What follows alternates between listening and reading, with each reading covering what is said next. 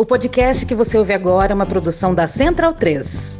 Aí o que acontece? Tu tá em casa de bobeira e aí... Do nada, do nadão. Caramba, tô com o dinheiro sobrando. Isso é uma fake news, nunca aconteceu isso. Aí tu pensa, porra, vou meter um pix recorrente lá pro Medo e Delírio em Brasília, @gmail.com. Isso não vai acontecer. Porra, Dino, me ajuda, caralho. Não. Tá, mas agora bora pra abertura. É realmente um vídeo pra te ajudar, pra que você não entre em peça falência nos próximos 2 anos, pra que você não vá morar nas ruas, pra que você não perca tudo que você conquistou ao longo da sua vida. Não compre nada, não faça financiamentos, não pense em comprar uma casa nova, não pense em financiar um carro novo. Economize o máximo de dinheiro que você puder agora. Nós vamos entrar em 2025 na pior crise que você já viu. Vai ser pior que a crise da Dilma.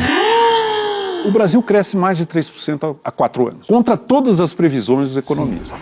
O desemprego está na menor taxa da série histórica. O mercado de trabalho está aquecido. Tem muita informalidade, esse é um problemaço, mas a taxa de desemprego está no mínimo da série histórica. O Brasil saiu do mapa mundial da fome, por uma visão da FAO, que é o órgão de alimento da ONU. O Brasil subiu 5 posições no IDH no ano passado. O IDH é o Índice de Desenvolvimento Humano, que mede a qualidade de vida, renda, distribuição, indicadores biomédicos, subiu 5 posições no IDH. O número de mortes violentas no Brasil caiu 30% nos últimos 4 anos.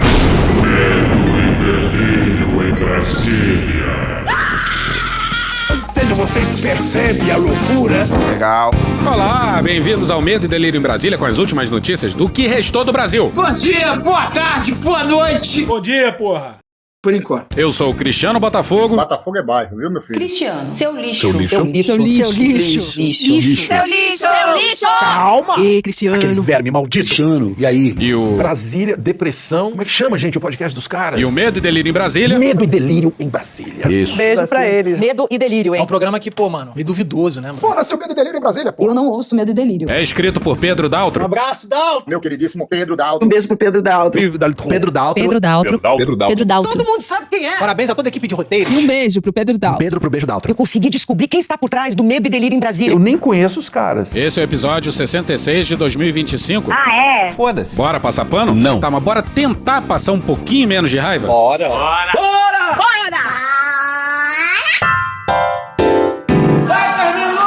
Tamo de volta, senhoras e senhores, e esse vai ser o último episódio sobre esse maldito julgamento. Acelera bem, acelera. Com esse aqui que você tá ouvindo, é tipo o quê? Umas 13 horas de julgamento. Documentando de forma incansável o segundo julgamento mais importante de nossa história. Isso aí sem falar nos 8 episódios com os réus sendo gentilmente interrogados pelo Careca. E sei lá quantos episódios, desde sempre, sobre a trama golpista. Um certo número de pessoas ficou Bastante chateado. com a nossa insistência. Mas calma, porra, calma que tá acabando já. Calma, meu amigo, calma. Passo a palavra à ministra Carmen Lúcia para proferir o seu voto.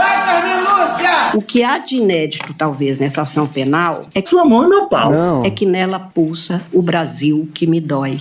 A presente ação penal é quase um encontro do Brasil com seu passado, com seu presente e com seu futuro. Um encontro que nunca tinha acontecido antes, hein? Inédito! O julgamento dos golpistas de hoje é também o julgamento dos golpistas de ontem. Na história do Brasil, os golpes sempre julgaram o povo, mas o povo jamais pôde julgar os golpistas. E esse julgamento foi atentamente acompanhado em vários lugares do mundo, hein? O Brasil peitou a extrema-direita e Por enquanto. vem ganhando. Ao contrário de outros países, hein? It's very sad. Outro dia, um queridíssimo amigo, Afonso Borges, me levou a reler e pensar sobre uma grande obra de Afonso Romano Santana. Que país é esse? Gente, que país é esse?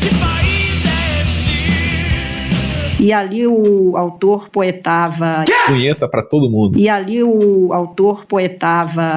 Calma. em sofrimento. Uma coisa é um país, outra um fingimento. Uma coisa é uma coisa, outra coisa é... A caceta bem dura do jumento. Gente, eu não aguento mais, eu não sei o que fazer com o Cristiano. Para com essa porra! Uma coisa é um país, outra um monumento. Uma coisa é um país, outra o aviltamento. Eram tempos difíceis aqueles nos quais foi produzido esse poema tão doído. Tantos anos de lutas e sacrifícios. E aquele poeta dizia: este é um país de descontínuo, um país onde nada gemina. Nos momentos em que surge uma possibilidade de passar o Brasil a limpo, de dar uma virada, a direita se articula toda e impede que isso seja feito. Isso sistematicamente. Nessa nossa história, nós, o povo, é que vamos produzindo. Ou deixamos acomodados que ela seja produzida por interessados. Antes que um aventureiro lance mão.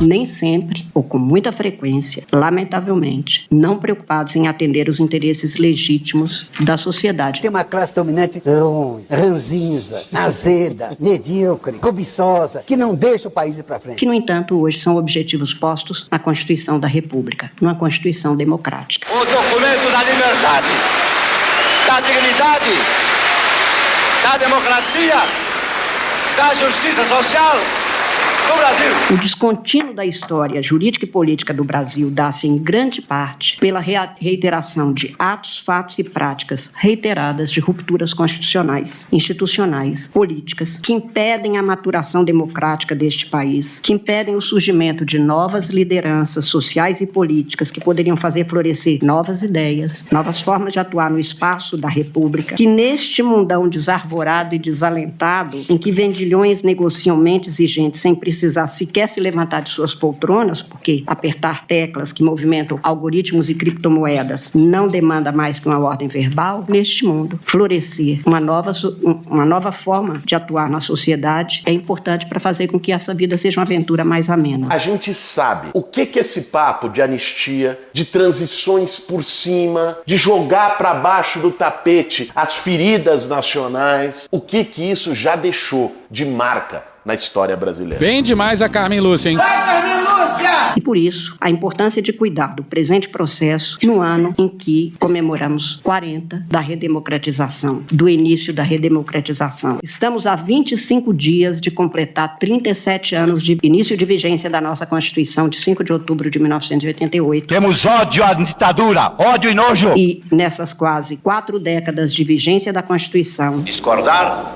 sim. Divergir, sim. Descumprir, jamais. Afrontá-la, nunca. Nós, brasileiras e brasileiros, brasileiros e brasileiras, participamos de 9 eleições gerais para presidente da República, governadores, Congresso Nacional, Assembleias Legislativas, 10 eleições locais, tudo segundo os princípios e as regras postas na Constituição, garantindo-se a estabilidade institucional e constitucional e política no país. Mais ou menos! Esse Estado de Direito nunca existiu para nós, nunca existiu na favela, nunca existiu na periferia. A ditadura nunca acabou para nós. E principalmente garantindo-se as liberdades individuais. Não foram apenas de rosas esse período. E esse aí é o mesmo papo do Careca, falando dos percalços no caminho. Mas nem ela, nem o Careca mencionaram o tweet do Vilas Boas. Esqueceu-se. Muito obrigado, comandante Vilas Boas. O que nós já conversamos morrerá entre nós. O senhor é um dos responsáveis por estar aqui. Mas as instituições brasileiras seguiram sem alterar suas funções, sem parar em seus serviços essenciais, permitindo que se afirme hoje, pelo menos da minha parte, que se houve dor, também houve muita esperança. Apesar dos pesares, apesar dos percalços, dos perrengues, dos momentos de refrega, que não foram poucas. Porra pra caralho! E aí veio o governo verde-oliva. Muito mais físico do que intelectual. Mas desde 2021, para além da aprovação mundial da pandemia Covid-19... Eu fui o único chefe de Estado do mundo que foi na contramão do que se pregava tocante à pandemia. O único. Novos focos de pesares sociopolíticas brotaram estas terras a partir de estratégias e práticas voltadas a objetivos espúrios. Lideranças que deveriam tranquilizar e unir a nação em torno de um projeto de país deixaram com que o silêncio ou o protagonismo inoportuno e deletério criasse um clima de caos e de desagregação social. Ou seja, exatamente o que foi denunciado. Práticas que comprometeram ou que se conduziram no sentido da tentativa de abolição do Estado democrático de direito e de tentativa de golpe de Estado. Diz aí de novo, Mourão. Se o nosso governo falhar, errar demais, porque todo mundo erra, mas se errar demais, essa conta irá para as Forças Armadas. Em primeiro lugar, nunca é demais lembrar que por mais que se cuide da saúde pública e política de uma sociedade estatal, por mais que se cuide da estrutura institucional, por mais que se cuide de produzir instrumentos ou vacinas constitucionais e legais para se imunizar a sociedade e o Estado de aventuras ditatoriais em nenhum lugar do mundo, e menos ainda aqui, não se tem imunidade absoluta contra o vírus do autoritarismo que se insinua insidioso, destilando seu veneno a contaminar liberdades e direitos humanos. E é exatamente por isso que o mundo acompanhou atentamente a esse julgamento. Mas aí, num certo momento, o Flávio Dino foi pedir uma parte para Carmen, mas podia ter ficado sem essa, hein? Ministra Carmen, Vossa Excelência concede uma parte? Todos, ministros. Olha que eu sou literal em relação a esse ponto. Todos, desde que rápidos, porque também nós mulheres ficamos 2000 anos caladas, nós queremos ter o direito de falar. Aí a gente não sabe muito bem porquê, mas o Dino resolveu falar do Charlie Kirk e de anistia. E, pô, o Flávio Dino podia ter esquecido dessa infelicidade, hein? Essa merda aí. Esquece esse assunto. Vamos mudar de assunto. A gente vai poupar vocês dessa comparação horrorosa! Curiosamente, presidente, nem se pode discutir neste processo a legitimidade da legislação que é apontada pelo Procurador-Geral, porque a Lei 14.197 tem no seu autógrafo, ou seja, a assinatura da proposição legislativa que é sancionada e que, então, transforma aquela proposta em lei, quem assina a Lei 14.197 são 4 dos 8 réus nesta ação. Olha que legal! Jair Messias Bolsonaro, Anderson Gustavo Torres, Walter Souza Braga Neto, que é um bosta, e Augusto Heleno Ribeiro, que é nojento. Enrugada de lagarto.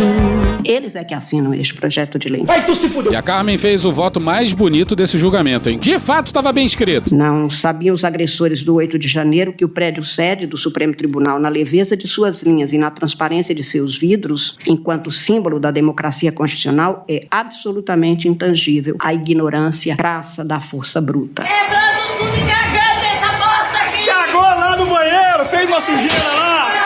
Saída da Fátima, Deus abençoe a senhora! É guerra! É isso aí! O ministro do STF, Alexandre de Moraes, votou para condenar Maria de Fátima Mendonça Jacinto, conhecida como Fátima de Tubarão. De todo inútil para os que perseguiam a destruição do patrimônio físico do Supremo, que na verdade é patrimônio do povo brasileiro. A inspiração que anima as estruturas concebidas pelo gênio de Niemeyer, assim como os valores que informam a atividade jurisdicional dessa casa, jamais serão atingidos ou subjugados pela barbárie, nem pela barbárie. Seus juízos se sentirão intimidados. E o Dino, muito corajoso, apartou de novo a Carmen Lúcia. Cuidado! Por isso, senhor presidente, eu passo as considerações, fundamentos e conclusão do meu voto. Como disse, está aqui o voto impresso. Esse voto impresso é o caralho. Calma! Que eu não lerei de jeito nenhum, mas... Se tem voto eletrônico, não precisa de voto impresso, né? Mas eu gosto de papel. É piada, é humor. Tá bom, essa aí foi engraçada. Mas a Carmen começou a falar sobre as preliminares. Sexo. E aí começaram as voadoras no cabeça de peruca. Quanto à suspeição e impedimentos, isso foi decidido pelo plenário e, portanto, aqui não volto. Eu estou rejeitando a preliminar de parcialidade e suspeição rigorosamente nos termos do que foi votado pelo plenário e já, portanto, decidido. E é bom que se diga. Doutor Luiz, foda-se! O que a gente vota no plenário, em geral, pelo princípio da colegialidade, a gente aplica, se for o caso, ressalvando entendimento. O contrário é que não acontece. Pode-se levar de novo um tema ao plenário e no plenário a gente pode, aí sim, reafirmar a posição pessoal, o entendimento, a compreensão pessoal. Também se alegou defesas que eu não voto alinho de cada um, quem fez a advertência, defesas sobre a competência deste Supremo Tribunal Federal e desta primeira turma para processar e julgar esta causa. Presidente, esta causa, como outras que vieram, esses 19 anos e meio de integrando este Supremo, este tema veio para nós desde 2007, quando houve o recebimento da denúncia no caso da ação penal 470. Eu sempre votei do mesmo jeito. Entendi que, pelas características e pelas pessoas que foram indicadas, umas se fazendo acompanhar de outras que tinham foro, eu sempre entendi que a competência era do Supremo Tribunal Federal. Então, Luiz, fuck you! Não há nada de novo para mim em votar do mesmo jeito que sempre votei. Coerência. Aí, com a devida vênia, isso é tipo o famoso vai tomar no cu com todo o respeito. A Carmen Lúcia disse que o Fux conseguiu trazer argumentos que nem os advogados trouxeram. Estou rejeitando quanto ao julgamento pela turma, que também já foi objeto de indagação. Um dos nobres advogados sustentou até da tribuna que, ao sustentar da tribuna, dizia que este argumento já está vencido pelos precedentes. Até os advogados já sabiam sabiam disso. E até o Fux também. Por que o Fux fez questão de falar nisso? Pra quem que o Fux estava falando? Eu acho que seria um casuísmo gravíssimo, e aí quebraria o princípio até da igualdade na aplicação do direito, que alguns fossem julgados não depois da mudança e da fixação das competências que nós já exercemos numerosíssimas vezes, e voltar atrás nessa matéria. E a Carmen Lúcia tratou daquele cretinismo do Fux sobre o suposto excesso de provas. Apelidei de um tsunami de dados que no direito anglo-saxônico se denomina de document dumping. Bora fazer uma vaquinha e pagar uma fonoaudiologia pro Fux? Não. Primeiro que a dimensão destes arquivos, ou dos terabytes, quantos foram, aquilo pode ser desde um vídeo até um conjunto de anotações a compor isso aí. Pois é, não são terabytes de TXT, porra. Há algumas coisas que eu fiz questão de deixar assentado no meu voto. Houve acesso aos documentos, uma parte deles foi levado a pedido da defesa, ou de algumas das defesas. Houve, o Ministério Público afirma sempre que foi deferido, tendo sido deferido pelo relator, foi aproveitado apenas o que estava sendo devidamente comprovado e mostrado, portanto não houve nenhum gravame, nenhum prejuízo. Mas o Pedro passou o julgamento inteiro esperando o Fux apartar a Carmen, que a Carmen estava protagonizando o maior esculacho que o Supremo Tribunal Federal já tinha testemunhado. E aqui, presidente, eu queria fazer uma referência, que consta também no meu voto, que muito se fala, foi rápido demais esse julgamento. A pressa não se justifica. Pra que essa ansiedade, essa angústia? Não dá para comparar um mundo de antes com o mundo de agora. Eu presidi, senhor presidente, uma eleição em 2012 e agora a eleição do ano passado era outra. Os instrumentos, os institutos, a tecnologia, o uso de tudo isso. Em tempos passados, nós tivemos aqui no Supremo 3 ou 4 salas só para ter os originais, os processos eram físicos, só para se terem todos os cadernos de um determinado processo. Foram 3 salas, pelo menos, em que esses processos ficavam. Os prazos tinham que ser, como era físico, consecutivo. Num processo que tivesse 39 réus, o alongamento deste prazo era muito maior mesmo. A Carmen Lúcia fala do pedido das defesas para anular a delação do Cid, porque o Cid teria sido coagido. Olha a Revista Oeste. Ele vai lá e simplesmente diz, olha, você falou uma coisa, não é o que eu queria ouvir, eu quero ouvir outra coisa. Então, se você não me der outra coisa, eu vou prender a sua filha, eu vou prender sua mãe, seu pai, seu cachorro, seu papagaio, seu periquito. Uma reflexão maior do colaborador com seus advogados para que esclareça omissões, contradições na sua colaboração, sob pena não só da decretação de prisão, como também da cessação da consequente rescisão da colaboração, e eventual rescisão englobará inclusive a continuidade das investigações e responsabilização do pai do investigado, de sua esposa e de sua filha maior. Aliás, a última vez foi da tribuna, semana passada, em que ele disse que ele livremente, voluntariamente, quis fazer a colaboração. É o que? É um kid preto coagido por ministros que usam aquela capa mais ridícula que existe. O cara que o Exército tinha escolhido de forma discreta para comandar o 1º Batalhão de Ações do Comando do Exército em Goiânia, pertinho da capital federal. E é importante relembrar isso aqui, ó. Bora pro Rubens Anater no dia 9 de fevereiro de 2024 no Estadão.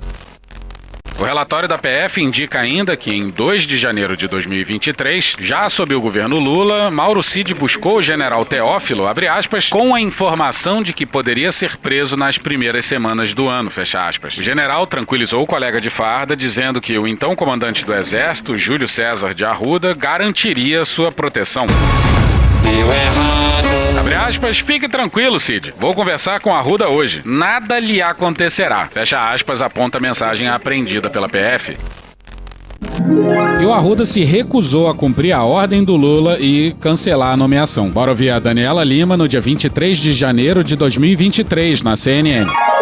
O ministro da Defesa, então, vira para o então comandante do Exército e fala, olha... Mano, corra, rapaz. Vamos desfazer essa indicação. Não é possível, diante desse quadro, para evitar um constrangimento maior para as forças lá adiante, colocar esse personagem para chefiar um batalhão. E recebe uma resposta ríspida do comandante do Exército, agora ex, o Arruda. Me surpreendeu o tom. Ele disse... Vai tomar no cu! Vai tomar no seu cu! o seguinte: isso já está feito e ninguém mexe. Isso o quê? A indicação de Cid para o comandar um batalhão em Goiânia. Isso já está feito e ninguém mexe. No sentido de, eu não vou voltar atrás. Quem você pensa que é? Segundo um amigo, Múcio disse: agora, ou é ele ou sou eu. E mais, se eu decidir sair para não me indispor, o que vai acontecer é que quem entrar vai tirá-lo. Ele vai sair de qualquer jeito. E é agora. É assim que o ministro, então, comunica ao comandante do Exército que, bom, daqueles termos não tinha mais como continuar a equação em que estava. E Arruda reagiu muitíssimo mal. Então, pega no meu pau. Pessoas do outro lado, ligadas às Forças Armadas, dizem que ele ficou irritadíssimo. Foda-se. Poxa, ficou putinho, vem cá. E sem deixar qualquer coisa clara, avisou Múcio que convocaria o Estado-Maior.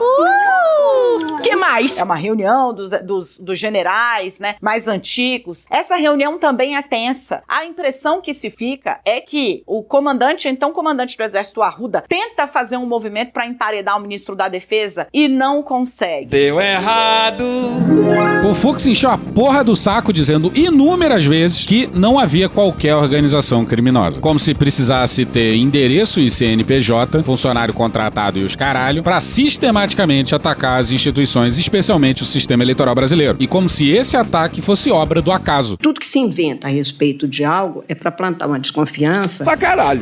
E mais adiante eu falarei. Isso precisa de uma série de atos. Isto nunca é um ato. Um ato isoladamente tomado é fácil de ser considerado de menor importância. Não foi bem assim. Quando se põe no encadeamento, é que se vê. Isso não vale só neste caso. Por exemplo, uma organização criminosa que pratica uma série de crimes, e a gente fala, uma organização criminosa do tráfico. Mas quando o traficante faz um sequestro e ali se tem uma pessoa que leva a comida para o sequestrado, nós colocamos essas pessoas todas porque elas atuam de forma indireta ou direta, mas de forma imediata ou imediata, e isso é feito desse jeito. Isso é a ideia de organizar, isso é o conceito de uma organização criminosa. No caso de organização criminosa que buscava o poder, que queria atingir e sequestrar a alma da República, impedindo a validade do processo eleitoral, isso é muito mais grave e muito mais espalhado na sociedade. Aí nessa hora o cabeça de piroca pediu a parte. Certamente o cabeça de peruca sabia que ia ser todinho pra ele. A organização criminosa nada mais é do que... o precedente.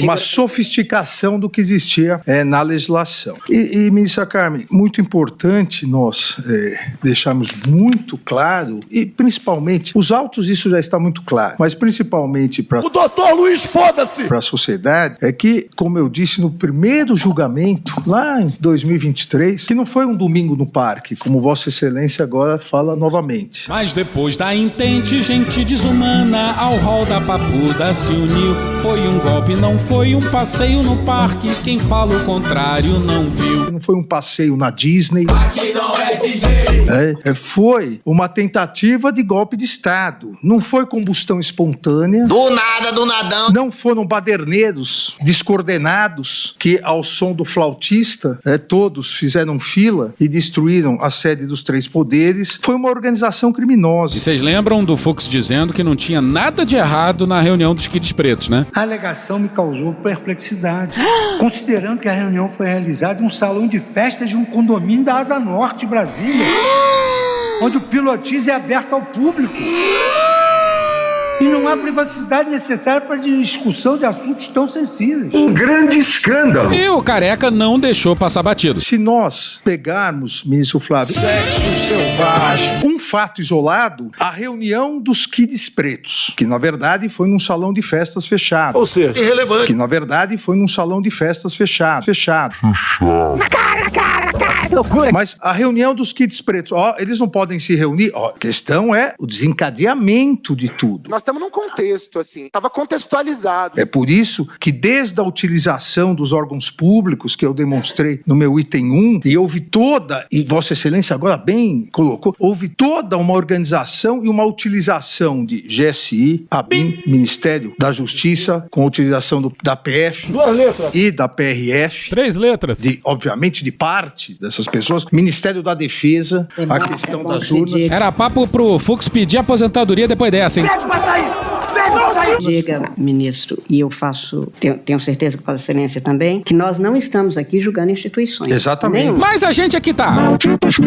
Essa conta irá para as Forças Armadas. O pensamento, o substrato ideológico que está sendo julgado nesse julgamento da trama golpista é bastante pervasivo nas Forças Armadas. E a instituição, mesmo que parcialmente, é composta, executada, operada por seus membros, que coadunam com esse substrato ideológico em grande parte. Então dá pra dizer sim que, pelo menos no caso das Forças Armadas, ele tá também no banco dos réus sim. E faltou foi general, hein?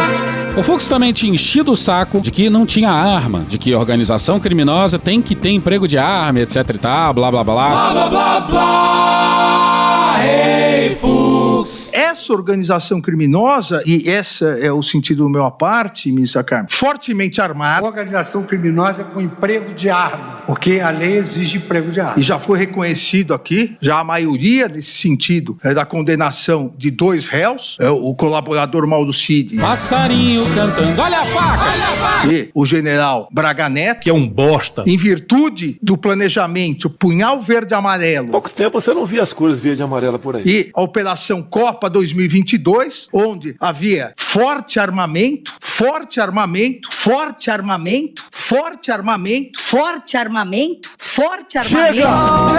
Então, a grave violência, a utilização de armas para violência, os autos demonstram. E grave ameaça. E era uma instituição permanente que caracteriza a organização criminosa, e como toda organização criminosa, ela tem uma finalidade. Mas, por óbvio, ela, para atingir essa finalidade, ela pratica crimes indeterminados. E o Fux vivia dizendo que não havia grave ameaça. E por isso essa fala do careca aí. Cabeça de piroca!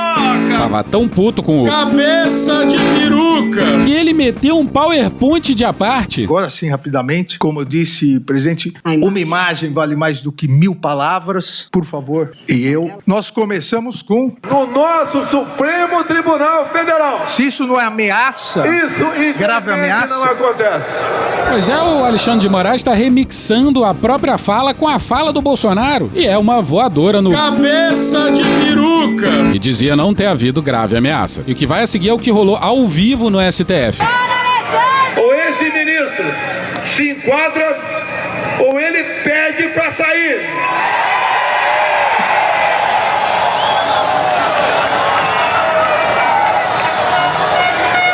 Não se pode admitir que uma pessoa apenas, um homem apenas, turve a nossa democracia e ameace a nossa liberdade. Dizer a esse ministro que ele tem tempo ainda para se redimir, tem tempo ainda de arquivar seus inquéritos. Arquivar os inquéritos. Ou melhor, acabou o tempo dele. Sai, Alexandre de Moraes! Deixa de ser canalha!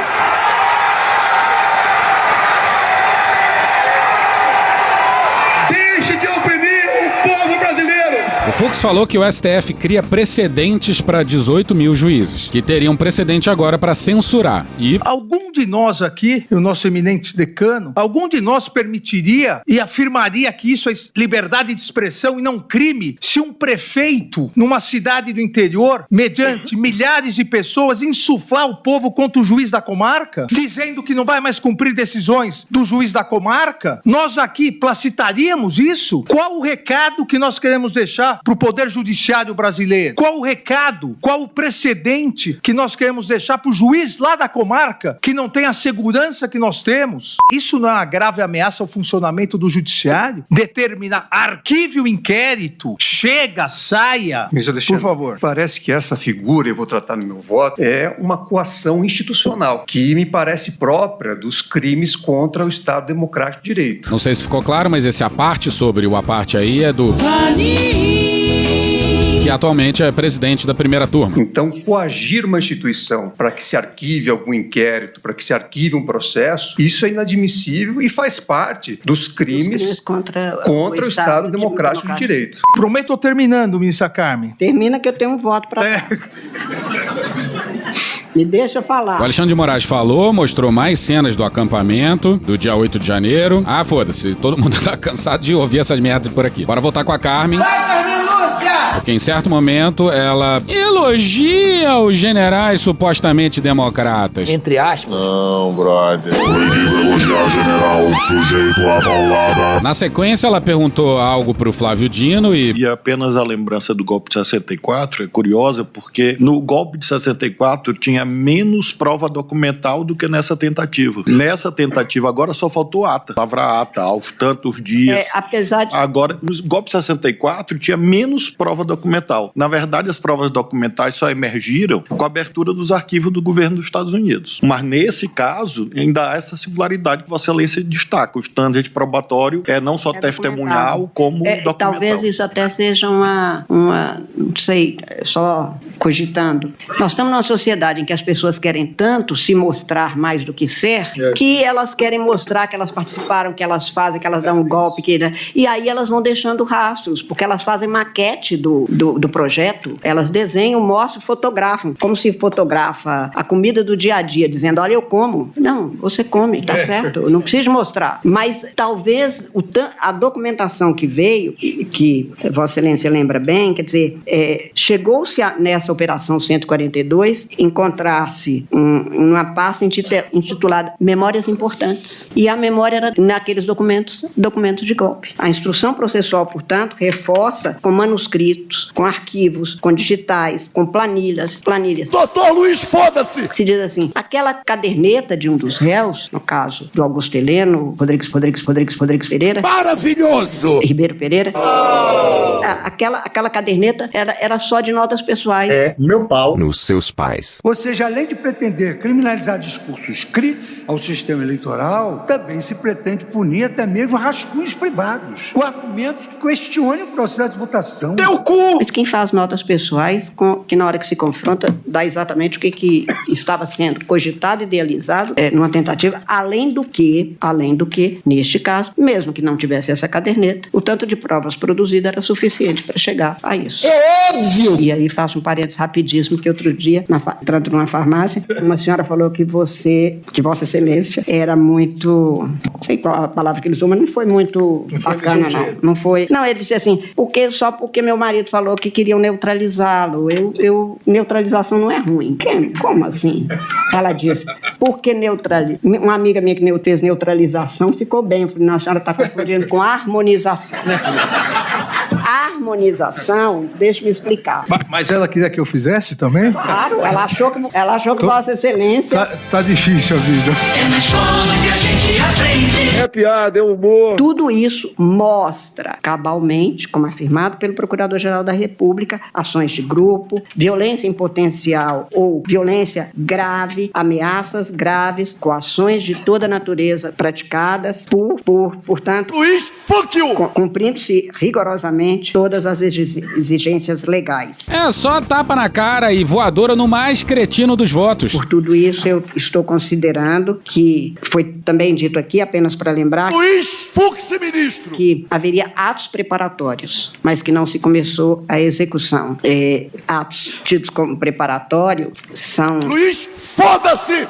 Não podem ser considerados como dados isolados sem nenhum efeito quando a conduta adotada já é o início mesmo do que se pretende. Luiz, foda-se! Quanto ao réu Jair Messias Bolsonaro, se foda, presidente, eu também faço uma alongada motivação de tudo que foi computado, mas eu tenho por comprovado pela Procuradoria-Geral da República que Jair Messias Bolsonaro praticou os crimes que são imputados a ele na condição de líder da organização criminosa. Dizer aos canalhas, serei preso! Dizer aos canalhas, serei preso! Preso!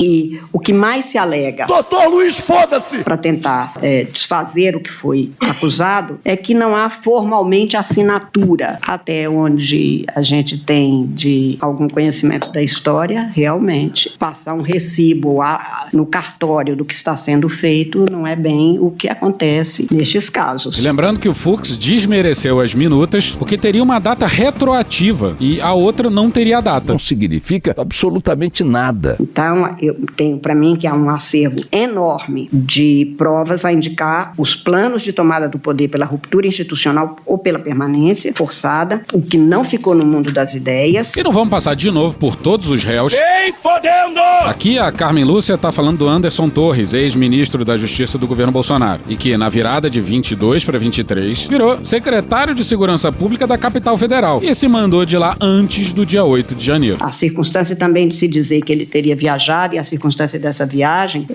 são, ao contrário do que alega a defesa, com todo primor, com todo gosto, mas o que se tem é exatamente o contrário, a comprovação de que a viagem e as férias começariam no dia 9. Ele se ausentou do país na antevéspera, do que seria o início desse período. Pois é, a passagem dele era pro dia 9 e o código da passagem apresentada pelo Anderson não batia com a realidade. E o Anderson, coitado, voltou dos Estados Unidos sem celular. Eu acho que tem que arranjar maneira, Júnior, de criminalizar, por exemplo, como sendo hediondo o roubo de celular. Estados Unidos realmente é um país muito perigoso. Mas não, ele não foi roubado lá. Ele disse que perdeu o celular. E a atuação da Polícia Rodoviária Federal, que é comprovada, de que nós temos notícia desde sempre, notícia de fato que estava acontecendo em determinados momentos, leva a que eu considere no final que ele tinha ciência dos relatórios, que ele determinava uma série de providências da Marília Alencar, que é em outro processo, em outra ação. Os contatos, as reuniões que ele manteve no Ministério da Justiça não eram comuns,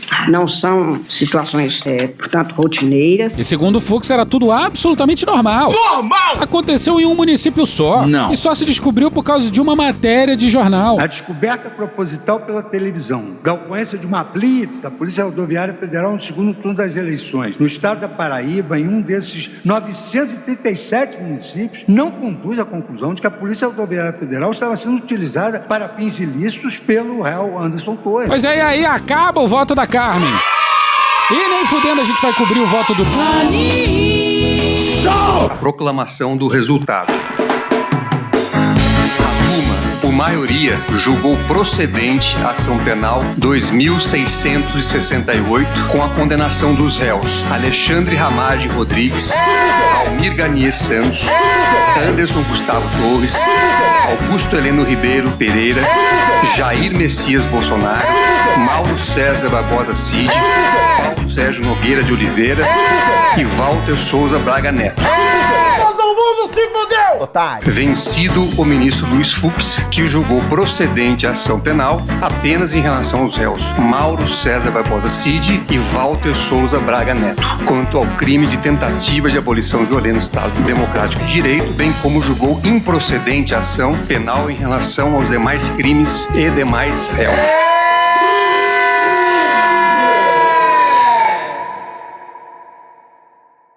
Certamente o Peruca estava apostando todas as suas fichas na vitória do Tarcísio. E aí assim ele seria o ministro do STF mais poderoso. Essa é uma das leituras, uma das hipóteses. Acontece que o Peruca não imaginou que o Tarcísio ia lá cometer suas cagadas. Ninguém aguenta mais a tirania de um ministro como Moraes. Esperou o contato veio. E aqui a gente precisa do locutopedante, Igor Gilov, na Folha, no dia 15.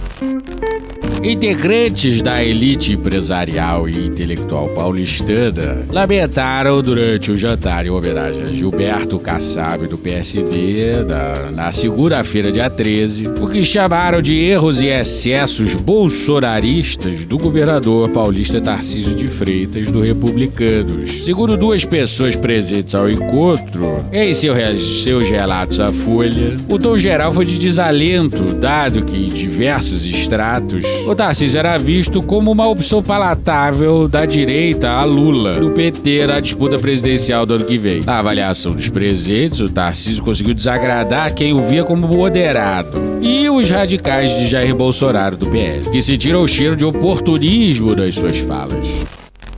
Pois é, se arrependimento matasse, a gente estaria velando e aos risos uma peruca. E, de novo, não vamos detalhar os crimes de todos os réus, mas certas condenações têm que entrar aqui. A gente já foi de ska com a maravilhosa Orquestra Brasileira de Música Jamaicana, então agora vamos de pagodão baiano.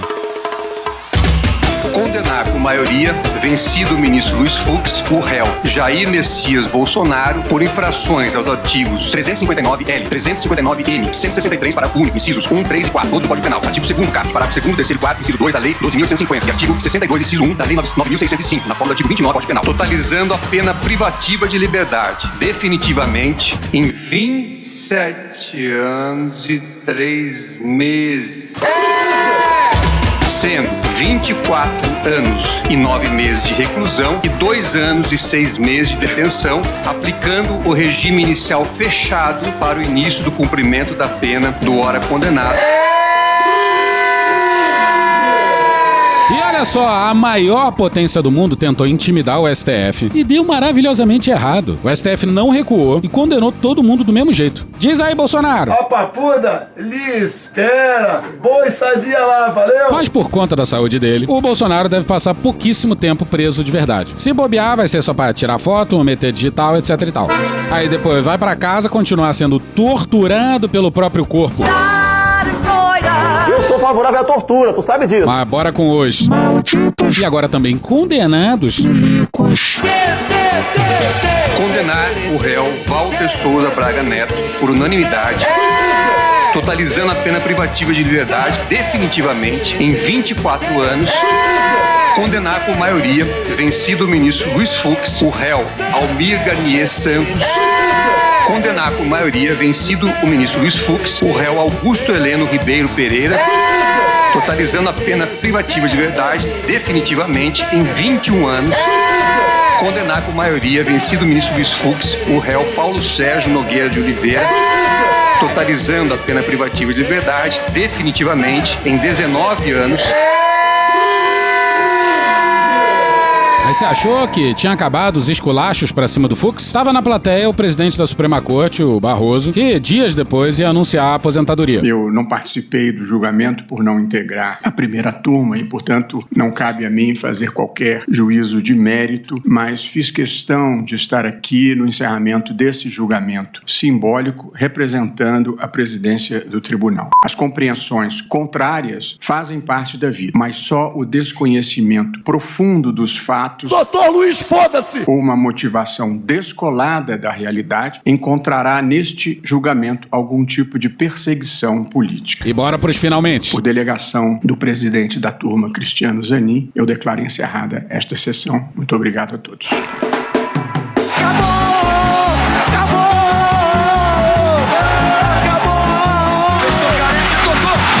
Fez espaço, cruzou Careca. Gol! Calcanhar pra Careca. Gol! Careca! Entrou! Gol! Seu goleiro Careca! Olha o gol! Porra, caralho, porra. E muito obrigado a você que nos acompanhou nesta tardia e exaustiva cobertura do segundo julgamento mais importante de nossa história.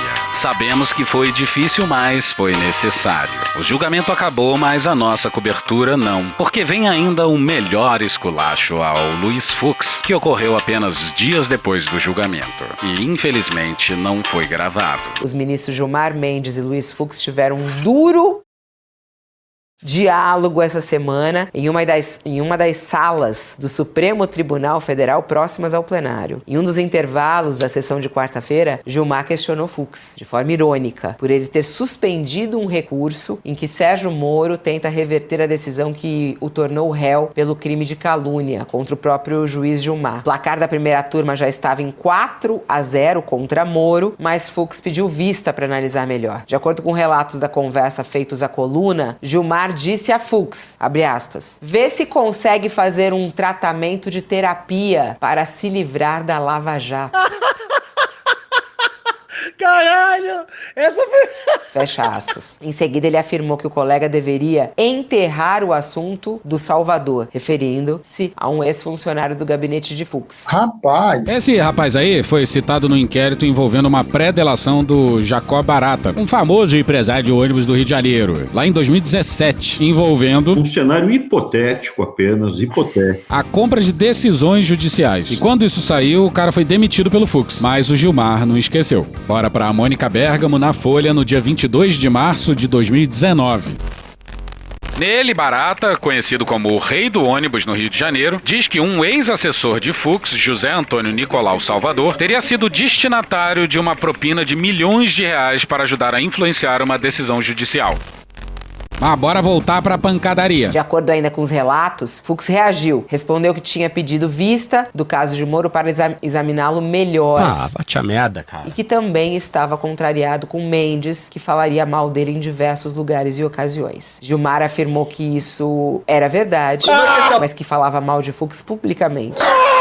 E não pelas costas, por considerá-lo uma figura lamentável. Caralho! E deu como exemplo o julgamento de Jair Bolsonaro, dizendo que Fux impôs aos colegas, um voto de 12 horas que não fazia o menor sentido, finalizando por condenar o mordomo. Ajudante de surpresas. O que teria deixado todo mundo chateado. Bastante chateado. Fux, segundo relatos, defendeu seu voto e afirmou que era uma merda. O que tinha que fazer diante do que ele entendia ser um massacre sofrido pelos réus. Não mete essa não. Depois dessa discussão nos bastidores, teve sessão do STF e... Ih, a porrada tá lambrando ainda. Bora pra ele, César Feitosa, no dia 16, na Folha.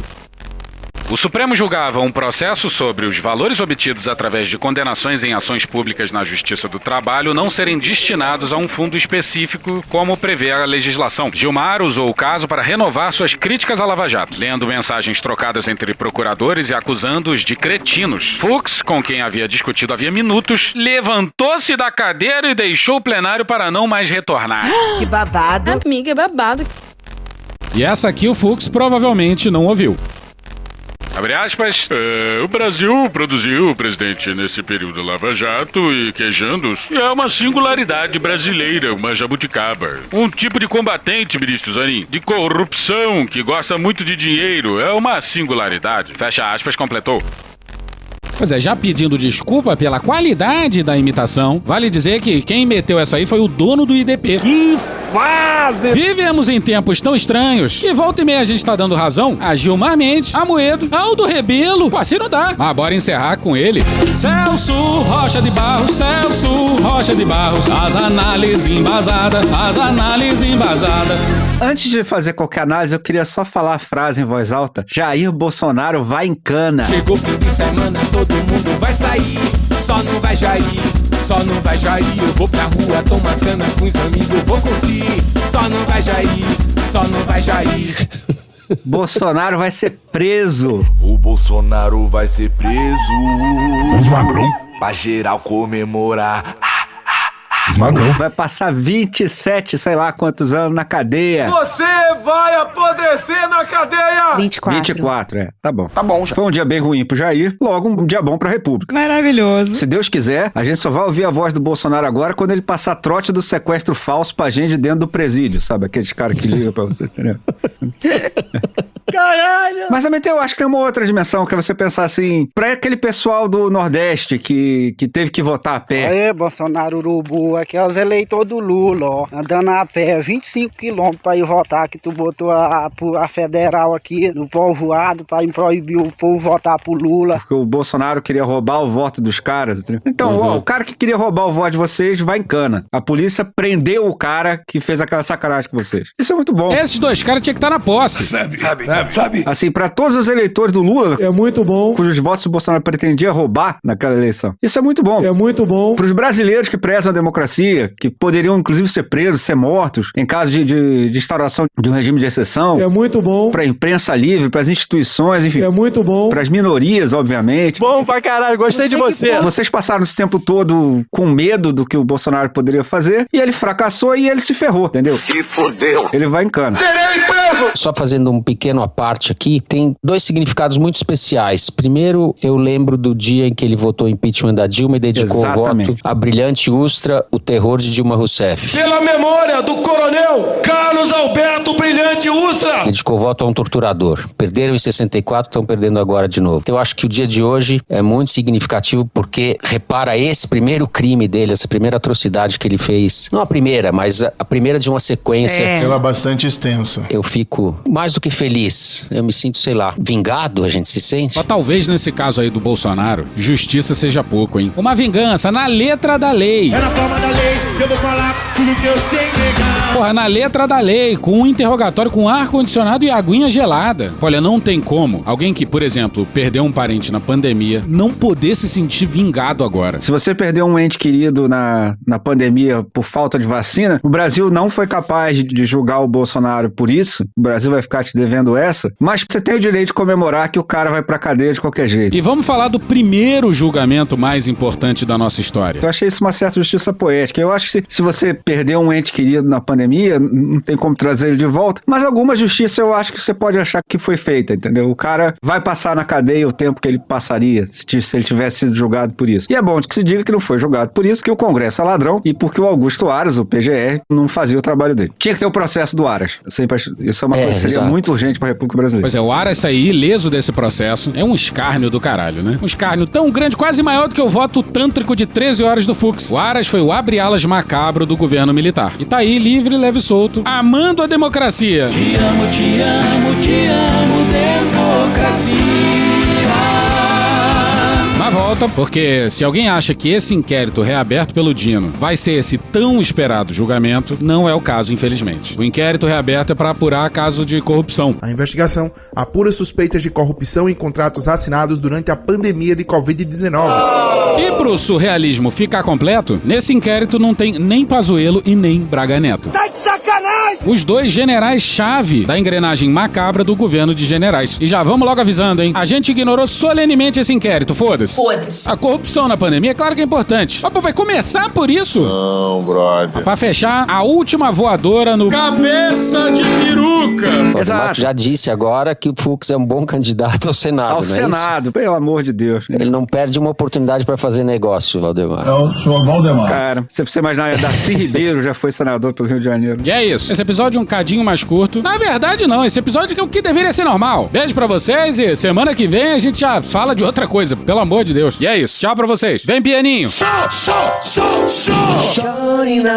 E hoje a gente fica por aqui. Esse episódio só áudios de Seu Pimenta, SBT News, My News, Globo News, Psicose, Correio Brasiliense, Provoca, Choque de Cultura, Hermes e Renato, Gil Brother, Casimiro, Franciel Cruz, Galãs Feios, Ariel Palácios, Rafa Mon, Thaís Bilenque, Natuza Neri, Angu de Grilo, Samia Bonfim, Maria Rita, Xadrez Verbal, Bebel da Bebel Books, Elô D'Angelo, Carol Ito, Ana Bonassa, Letícia Sarturi, UOL, Não Inviabiliza, Alfredo Rolo, Bagaceira Chique, Aviões e Músicas, Diogo Defante, Porta dos Fundos, História Pública, Estúdio CBN, Petit Jornal, Meteoro Brasil, Podcast Pauta Pública, Ian Neves, Professor Pasquale, Alcione, BM, CBDF, TV Senado, TV Justiça, Talira Petroni, Itatiaia, Legião Urbana, 5 Alguma Coisa, Darcy Ribeiro, Chico Buarque, Roda Viva, Jornal Nacional, Guilherme Boulos, Pânico, Chavoso da USP, Bruno Aleixo, Luísa Marilac, Leandro Hassum, Poder 360, Programa do Ratinho, Tropa de Elite, O Diário, Rádio Band News FM, Richie, Canal Gov, TV Alerj, Paulinho da Viola, Greg News, Belo, Flow, Metrópolis, Revista Oeste, Jovem Pan News, CNN Brasil, Opaí, Chinaína, Rodrigo Góes, Intercept Brasil, Matheus Canela, Cartoon Network, Samuel Mariano, Jair Me Arrependi, Gilberto Gil, George Michael, MTV, TV Câmara Distrital, Podpah, Beatles, Evaldo Braga, Vanessa Rangel, Último Programa do Mundo, Escolinha do Professor Raimundo, Rede Globo, Orquestra Brasileira de Música Jamaicana, Gustavo Mendes, Joe Pass, Parangolé, Avenue Q, Jorge Benjor, Pod Trash, Praça é Nossa, Guto TV, Duda Ribas, Sport TV, Túlio Milionário, Foro de Teresina, Us Magrão, Rádio CBN, TV 247, TV Brasil, Jornalismo TV Cultura, Costinha, DPF Tubes, Bahia Cast, Daniel Dunca, Tainá Pereira, Davi Martins, Rede TVT, TV Quase, ICL Notícias, Emanuela da PC Associação, Jovem Pan, Podcast, Flip, Drauzio Varela, Inteligência Limitada, Hoje Tem, Thiago Santinelli e The Office. Thank you! Se quiser e puder, pinga um lá pra gente no apoia.se/Medo e Delírio, no patreon.com/Medo e Delírio em Brasília, na Orelo ou no Pix medo e delírio em Brasília, @gmail.com. gmail.com. Porra, doação ao caralho, porra. Não tem nem dinheiro pra me comprar um jogo de videogame, moro, cara? Assina o nosso feed no seu agregador de podcast favorito e dá uma olhada nas nossas redes sociais. E também no loja.medoedelirioembrasilha.com.br. Eu sou o Cristiano Botafogo, o Medo e Delírio em Brasília é escrito por Pedro Daltro e produzido pelo Guilherme Gandolfi,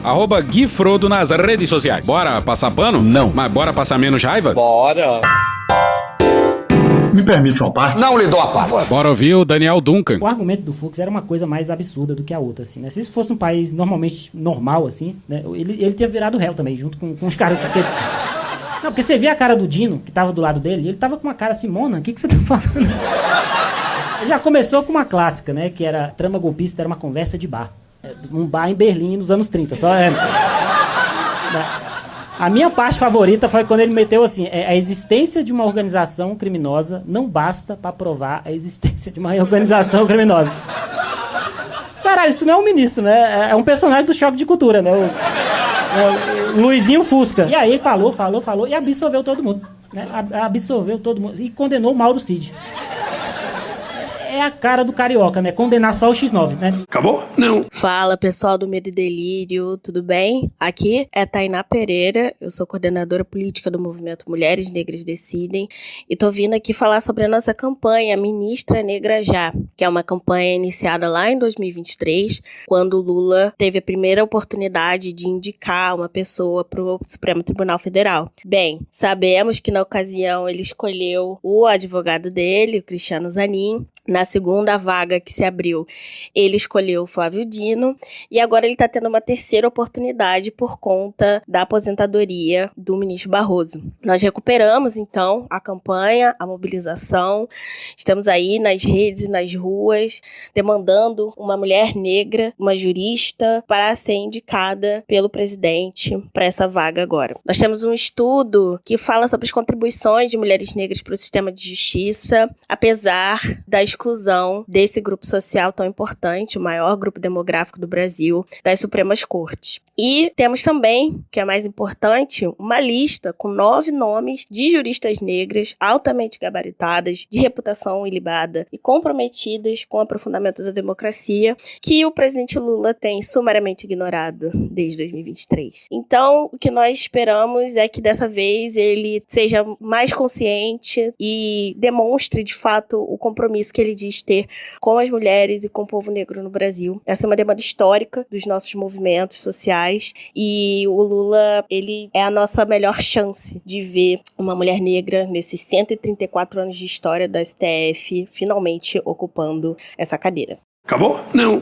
Eu acho que a gente tem que separar o que vai ser, o que deveria ser. O que vai ser? Ele vai escolher um homem branco, um jurista importante, que tenha conhecimento da Constituição, seja ele Jorge Messias ou Rodrigo Pacheco. Tem muito lobby lá no Senado, principalmente da Alviel Columbre, para que seja o senador Rodrigo Pacheco, que inclusive teve um papel importante na defesa da democracia como presidente do Senado, não é? Agora, o que deveria ser? Deveria ser isso, uma escolha que fossem visíveis todos os nomes de pessoas capacitadas, seja mulher, negro ou mulher negra. Mas não é verdade, né? Na verdade é que é mais do que uma questão de, eu escrevi outro dia, que é mais do que uma questão de representatividade ou não. É uma questão que é uma aberração. É uma aberração, essa é a palavra.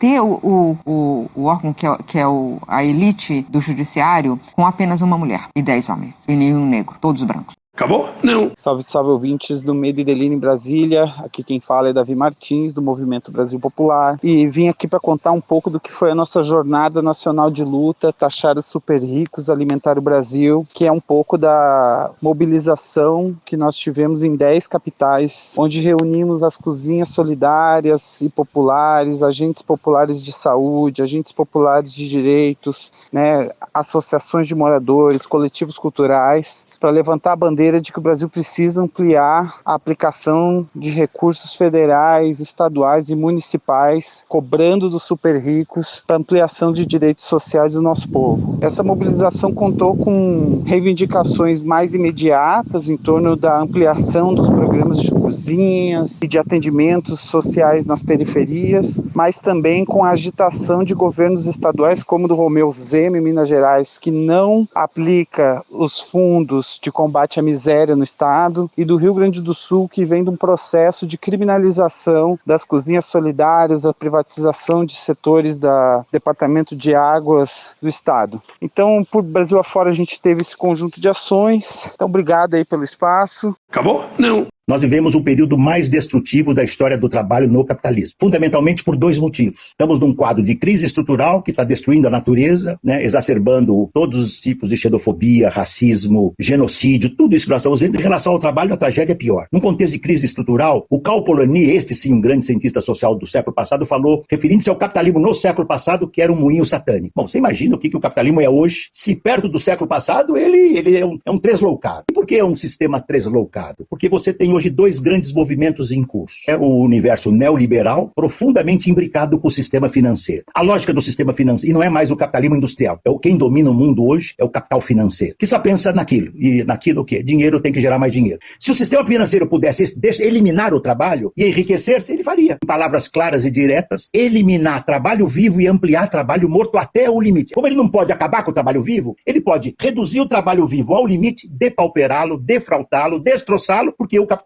sem trabalho morre. O capital é um sistema parasitário sem trabalho. E o capital financeiro é parasitário, por isso que ele depende para se valorizar do trabalho. São trilhardários que não estão. A única coisa que não passa pela cabeça deles é a humanidade. Para enriquecer as grandes corporações que hoje dominam o mundo e os governos, ou ela deve ser em benefício da humanidade, do mundo informacional. Mas hoje existe uma senzala no mundo, Estados Unidos, a Europa, a Ásia, a África e a América Latina, que são os chamados microtrabalhos. Recebem centavos de dólar por hora sem nenhum direito, exploração ilimitada. Jornadas 10, 12, 14, 16, 18 horas, morre mais de 1,3 motoqueiros por dia na cidade de São Paulo. Quando morre não tem dinheiro para o caixão, então estava errada a tese do Demácio. É impossível. O fim do trabalho só será possível com o fim da humanidade. Enquanto existir humanidade, teremos trabalho. A questão fundamental é qual trabalho queremos. Nós não estamos falando em que propriedade, em que sociedade, como que deve ser o sistema de propriedade no mundo que almejamos. Nós estamos falando que trabalho sem direito não é possível. Nenhum trabalho sem direitos. Distribuição gratuita para todo o cenário nacional, tá certo? Então o trabalho que se expande no mundo hoje é mais desqualificado, mais precarizado e desprovido de direitos. Então veja, a classe trabalhadora não desapareceu. Essa é a classe trabalhadora. Acabou? Não. Acabou sim. Acabou? Acabou, acabou. Porra, acabou!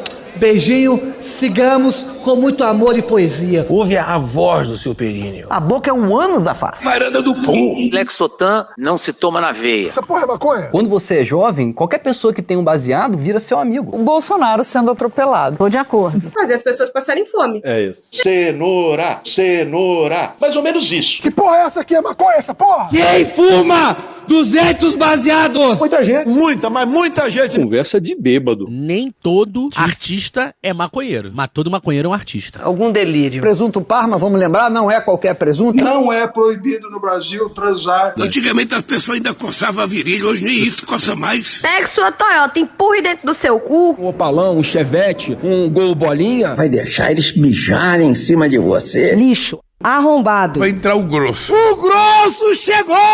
Ai, que dor no meu pau. Eu sou um especialista em pau. É a piroca. Ela é bastante extensa. Veja a gramatura. Você não sabe como eu ficava feliz quando eu vi um trabalhador mostrar uma pica. Também entra. Cadê os machos? Eles têm um pênis. Pistolão bonito, né? Há controvérsias. Contém ovos. Não esqueça de lavar os testículos, a virilha e o ânus. 95% da população mundial faz errado a limpeza do ânus. Ânus. Os galináceos têm pênis. Tem graça esse final? Não, né? Desculpa. Espera um pouco, querido. Espera só um minuto. Só um minutinho. Estamos esperando aí. Calma, relaxa. Pronto, tá bom. Pronto. Era isso? Acorda, vagabundo. Acorda. Obrigado, minha gente. Deus proteja a todos. Sejam felizes. Abraço. Deus proteja a todos.